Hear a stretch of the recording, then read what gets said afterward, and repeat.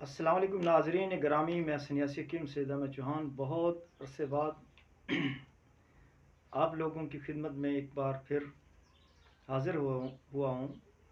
آج میں آپ کو ایک ہاضمے کی چورن بتاتا ہوں۔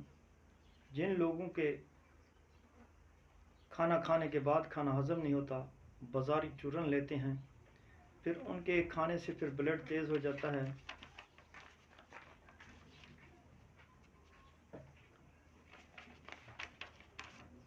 تو اس چورن کو بنا کر گھر میں رکھو، چھوٹے بچے بھی کھائیں، بڑے بھی کھائیں، مرد عورت سب کھا سکتے ہیں۔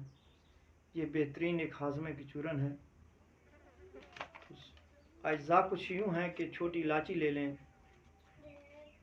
50 گرام، سیاہ مرچ لے لیں 20 گرام، نمک سیاہ لے لیں 20 گرام، نشادر لے لیں 40 گرام اور جوائن دیسی لے لیں 50 گرام۔ ان کو پاؤڈر کرو، فائن پاؤڈر۔